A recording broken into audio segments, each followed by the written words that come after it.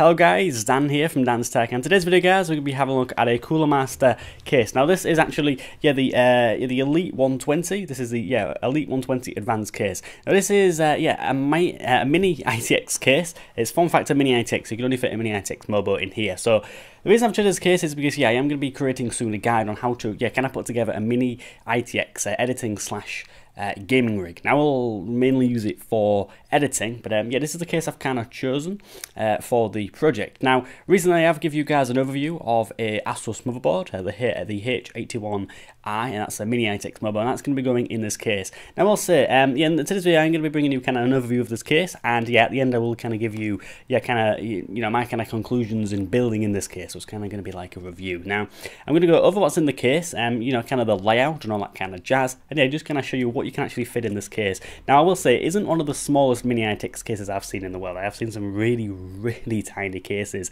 and the reason people don't typically choose them these days is because of the heat. Now if you do have something like an i7 and you put like high-end graphic cards in the case, it's going to get hot. Now this case has vents all over the place, and they also have vents on the top as well. I kind of can't move this around, it's pretty heavy, but I'm going to kind of switch camera, kind of show you kind of the internal layout and all that kind of jazz, and kind of come to a final conclusion. So to start off with the dimensions of the Elite 120 Advanced, the case is 20.74 centimeters in height, 24 centimeters in width, and 40.14 centimeters in depth. It's a pretty long case, but Cooler Master, by doing this, they've kind of made a very small case, and in terms of the height, it is really tiny. And you can actually stack two of these on top of each other, and it will still be smaller in height than a fractal design Define R4. Pretty damn interesting. Now as for the kind of exterior, the case is pretty plain, and also on both sides of the case and also the top, you do have vents for cooling. Now this is pretty good ventilation, but I will say there's no fans on any of the sides inside the case, but we'll get onto the interior a little bit later on. Now the back of the case does have a cutout for the motherboard. It also has one hole for water cooling, so you get your water out. I've no idea how you're going to get your water in, but maybe it's for something else as it isn't for water cooling. Don't actually say on their website. And also on the back you do get a large cutout for a power supply, which does indeed mount in the top, so your power supply is going to be at the top of the case. Now to the front of the case you'll find a power button, also a reset button, as well as two LEDs, one for the power and one for the SSD slash hard drive activity light. Now under these on the right hand side you will find a single USB 3 port. Shame there isn't two, but there's one USB 3.0 port there. And on the opposite side you will find two USB 2 ports, two audio ports, one for headphones and one also for a microphone. However, I can't say I've ever been a fan of audio ports on the front of the case. I always use the back ones. That's just a personal preference to get the best audio quality. And I will say in the middle of the case, yes, you do get the Cooler Master logo, which I must say they have a pretty cool looking logo. And we'll say the front of the case, the whole case is made of a mixture between aluminium and polymer.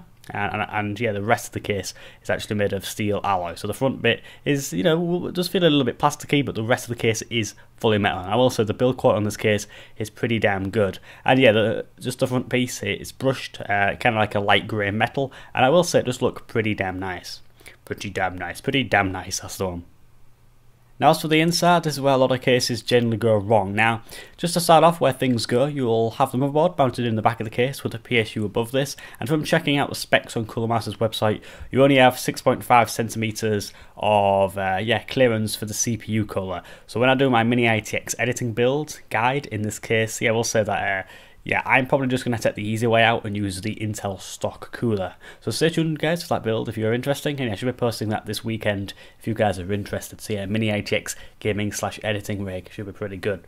Now, I just want to clarify that, this case does support both sides power supplies, say like the Corsair CX600, or say something like the CX500M. Now that's the actual power supply that I've actually purchased to put in this case. Now, moving on, the hard drives and SSDs, these are mounted in the front of the case, facing the right side of the case. So your cables actually, facing one side of the case when they're installed. Now, as for the amount of hard drives and SSDs that can be installed, you can fit 3 hard drives into the case, each using a hard drive mounting system consisting of plastic trays. Now, these actually slide and clip into the base quite nicely. Now, if you weren't wanting to use hard drives, you can actually mount a maximum of 4 SSDs. But if you do have 4 SSDs, you cannot use a hard drive. If you want to use a hard drive, you've got to use 2 SSDs and 1 hard drive. So there we are. So that's kind of the combos you can go. And the actual SSDs there actually screw on to the actual trays, and you can fit 2 of them on 1 tray. So pretty interesting. One SSD is kind of on the tray, and the other one's kind of, you know, mounted upside down on the tray. But nevertheless, it works. It'll be secure, nice and solid. But also it is pretty strange. Now, if you're willing, so yeah, if you're actually willing to have your SSDs just kind of, you know, dangling all over the place, I will say you can fit about 8 to 9 SSDs on the top, yeah, with each of them having enough kind of breathing space in the bay area. Now, furthermore, the case also does come with an optical bay.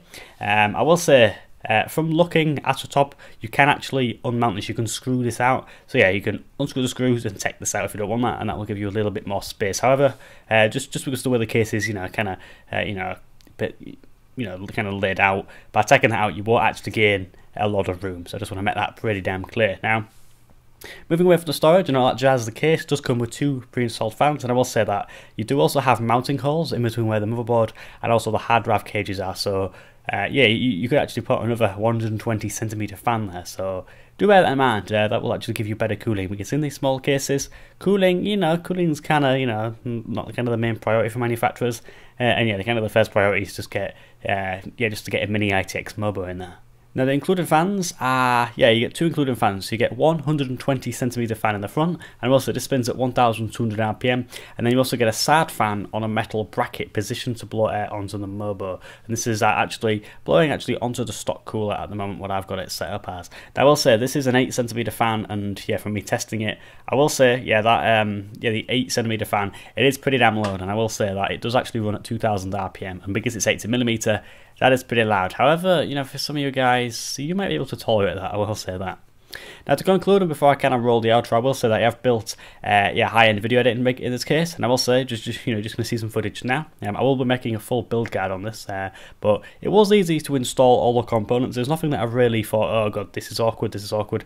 It is kind of cramped to building, but you know, personally, I cannot say that it was kind of a ball ache. It wasn't a really big problem. And yeah, I didn't really need no help assembling the PC, so I just want to mention that it was nice to building. It really was. It was a struggle because it's a small case, but there wasn't anything which I feel that any of you guys will actually, you know, really struggle with. So yeah, I just want to kind of make that clear. And yeah, a build in this case was pretty damn nice. And I will say everything's nice and compact. Temperatures are good, so yeah, we'll kind of leave that there. So guys, there it was. You can add a sneak peek of what the build, yeah, the actual build guide is going to be like. But this case is pretty damn good, and I will say you can fit, yeah, kind of a lot of stuff in here. I'm actually surprised with the amount of storage options you have in here. You know, you kind of have kind of a mixture of options in terms of how many hard drives and SSDs, or say if you just want hard drives or just SSDs. It's really, really good, and I will say this case does accommodate a lot of SSDs. Really pleased with that. Now, just in terms of the build, you guys saw that, you know, a build finished in this. It's pretty easy, and yeah, I'm relatively happy with the temperatures I'm getting. I am currently using an Intel stock cooler, and yeah, I currently do have a GTX 770 in here, so things do get a little bit hot, but I will say the case in general is pretty good, and I think with all the vents that Cooler Master have actually put on both the sides and also the top, I think they've kind of implemented that well. And yeah, because of that, you know, I would recommend this case. I really would. The airflow is not that bad. It really isn't. So that is one of the sole reasons that I will be recommending it to you.